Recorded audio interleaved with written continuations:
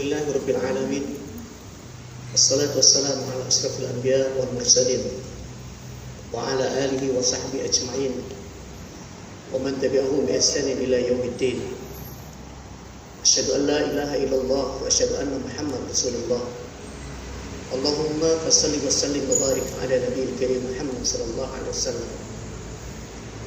Sahabat salehku dimanapun berada, kita panjatkan syukur kita kepada Allah Subhanahu wa taala.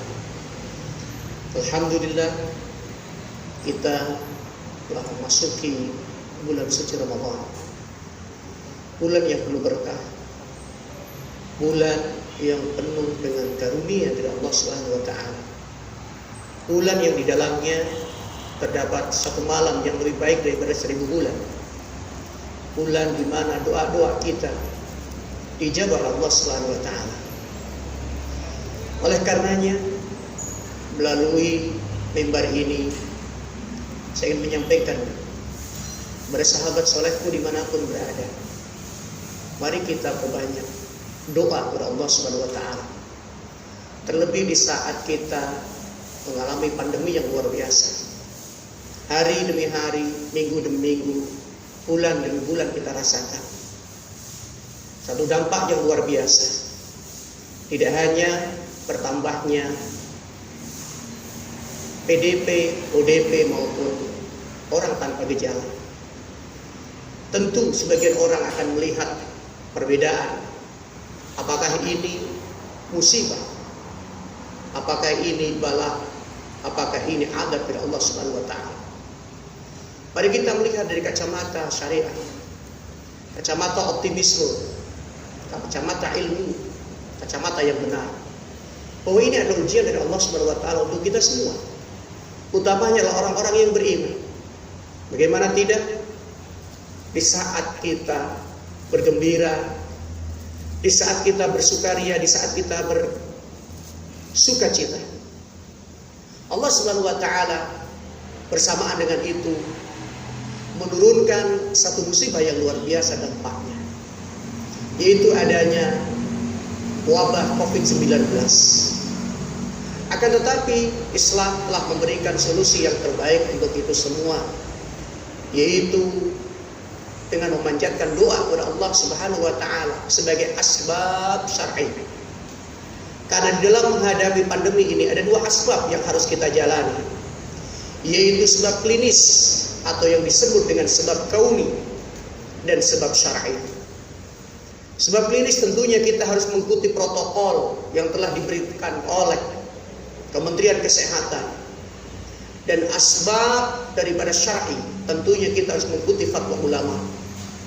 Dan inilah jalan yang terbaik agar kita bisa segera mengakhiri pandemi yang sangat merisaukan kita semua.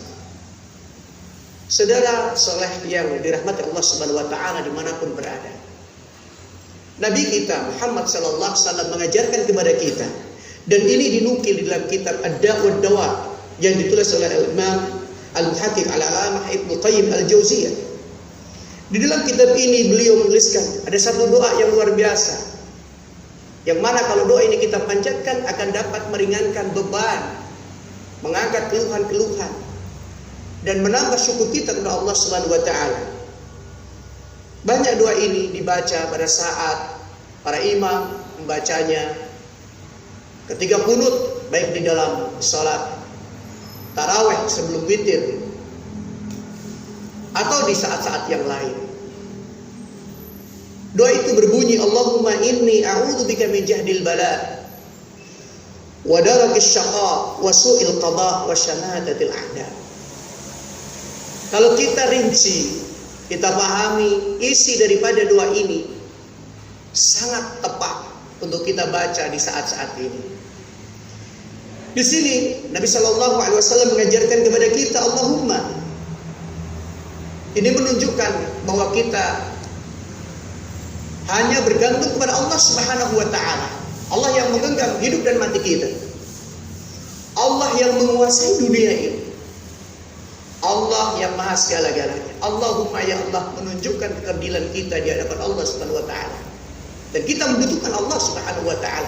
Dan jangan sekali-kali bergantung kepada Allah, kepada selain Allah Subhanahu wa taala. Allahumma inni a'udzubika. Di sini Allah mengajarkan, menyuruh kepada kita, ayo berlindung hanya kepada Allah Subhanahu wa taala. Bukan kepada selain Allah Subhanahu wa taala. Inni a'udzubika. Yang pertama adalah jahdil bala. Apa jahdil bala? Para ulama memberikan kesepakatan, pemahaman kepada kita semua bahwa yang disebut jahdil bala adalah beratnya cobaan yang kita hadapi. Dan ini bisa kita rasakan di saat kita berpuasa, di saat kita sedang bersukacita, di saat kita sedang seharusnya khusyuk untuk menjalani ibadah Ramadan, kita dihadapkan dengan bala yang luar biasa. Yang awalnya ada di antara kita yang mungkin tidak memperdulikan, ada di antara kita yang acuh, ada di antara kita yang tidak taat terhadap aturan protokol yang telah ditetapkan oleh pemerintah. Bahkan ada di antara kita yang membangkang fatwa para ulama. Sehingga terkadang untuk mentaati itu harus menunggu zona itu menjadi zona merah. Tidak, sahabat solehku, ulama punya kompetensi, ahli medis punya kompetensi. Dan ketika keduanya telah menentukan hal itu, maka patuhilah apa yang telah ditentukan. Al-bala disebutkan oleh Ibnu Qayyim Al-Jauziyah adalah beratnya cobaan. Dan ini bisa juga cobaan yang menimpa badan kita, yang menimpa fisik kita, yang menimpa kehidupan kita, dan segala yang menimpa kita. Dan itu menjadikan beban yang luar biasa dalam hidup kita. Al-bala akan menimpa siapa saja. Al-bala bisa datang dari siapa saja dan mengenai siapa saja, termasuk orang yang beriman, termasuk orang-orang yang saleh. Bahkan para nabi pun mengalaminya. Tapi Nabi juga mengajarkan kepada kita untuk berlindung kepada Allah dari beratnya cobaan hidup.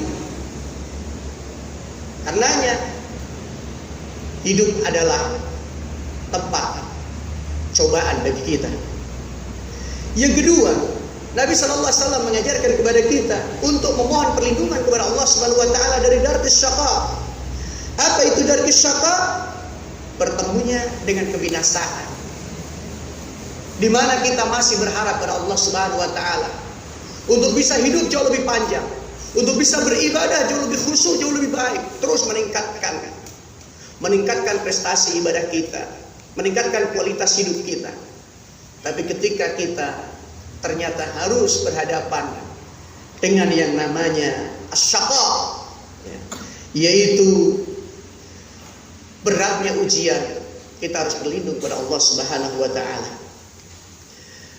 Sahabat salehku yang dirahmati oleh Allah Subhanahu wa taala, asyaqa adalah lawan daripada kebahagiaan. Maka siapapun yang tertimpa syaqa, dia tidak lagi bisa bahagia hidup. Padahal kita berharap pada Allah Subhanahu wa taala agar mendapatkan kebaikan dan kebahagiaan dunia maupun akhirat.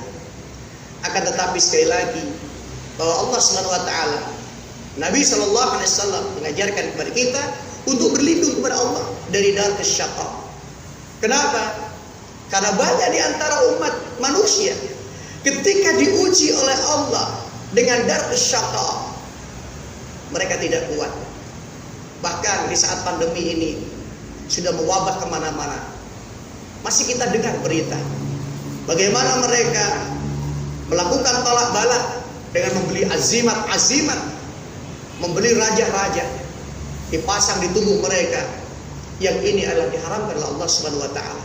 Karena mereka meminta perlindungan bukan kepada Allah Subhanahu wa taala, tapi mereka meminta perlindungan dengan hal-hal yang diharamkan oleh Allah Subhanahu wa taala, berupa azimat dan benda-benda yang diyakini berkuah, dengan benda-benda yang diyakini bisa memberikan perlindungan kepada Allah, perlindungan kepada mereka daripada perlindungan dari Allah Subhanahu wa taala. Naudzubillah min dzalik. Sungguh ini adalah kehancuran yang luar biasa dari akidah seorang muslim. Ketika menghadapi beratnya ujian, dia tidak berlindung kepada Allah, tapi berlindung kepada azimat-azimat melalui para dukun. Naudzubillah min dzalik. Sahabat salehku yang dirahmati oleh Allah Subhanahu wa taala, yang ketiga, Nabi sallallahu alaihi wasallam mengajarkan kepada kita, Allahumma inni a'udzubika min su'il qada. Dari ketentuan yang tidak baik. Ya, kita diperintahkan berlindung kepada Allah Subhanahu wa taala dari ketentuan yang tidak baik. Sekalipun hakikatnya setiap ketentuan Allah adalah ketentuan yang terbaik bagi hambanya. Akan tetapi kenapa kemudian ketentuan itu menjadi tidak baik? Karena dilihat dari kacamata manusia. Maka kita juga memohon kepada Allah Subhanahu wa taala, apapun yang sedang kita alami, takdir apapun yang akan menimpa kita, itu adalah yang terbaik. Sehingga kalau kita ingat di dalam riwayat, dalam satu kisah, di saat Umar bin Khattab melakukan perjalanan ke Syam, kemudian dikabarkan oleh sahabat yang lain bahwa di sana ada wabah. Apakah perjalanan ini akan dilanjutkan? Apa kita akan kembali ke kampung halaman? Maka kemudian Umar bin Khattab mengajak musyawarah dengan sahabat-sahabat yang lain. Dan keputusannya sangat luar biasa. Kita lari dari satu takdir untuk menjemput takdir yang baik. Maka sejalan dengan doa ini, yaitu Allahumma inni a'udzubika min su'il qada. Ya Allah, aku berlindung kepadamu. Aku berlindung kepadamu ya Allah dari su'il qada. Su'il qada. Su'il qada, yaitu ketentuan yang tidak baik, takdir yang sangat berat untuk kita hadapi. Tapi bagaimanapun ada doa lain yang juga perlu kita panjatkan kepada Allah Subhanahu wa taala. Apa doa itu? Allahumma ja'al kulla qada'in qadaitahu li khairan. Ya Allah, jadikanlah setiap ketentuanmu adalah ketentuan yang terbaik untukku. Seberat apapun, sepahit apapun, itu adalah yang terbaik untukku. Itu adalah yang sangat-sangat baik untukku. Karena kita tidak tahu ada faidah, ada hikmah apa di balik ketentuan itu. Oleh karenanya jangan pernah suudzon kepada Allah Subhanahu wa taala. Mungkin hari ini kita belum bisa menerima takdir itu. Mungkin hari ini kita belum bisa menerima ketentuan itu.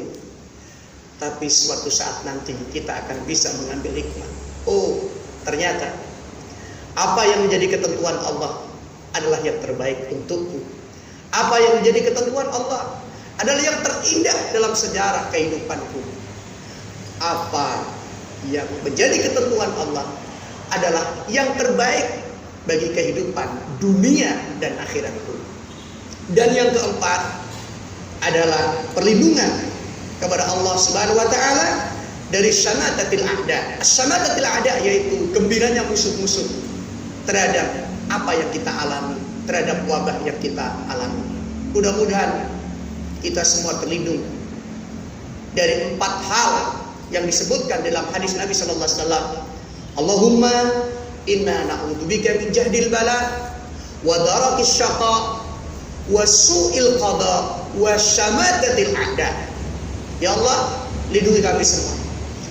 Lindungi bangsa ini, lindungi negara ini, lindungi kaum muslimin seluruh dunia, agar kami semua bisa selalu memperbaiki hidup kita. Kami semua bisa selalu memperbaiki kualitas ibadah kita. Dan Ramadan tahun ini menjadi Ramadan yang terbaik bagi kehidupan dunia dan akhirat kita.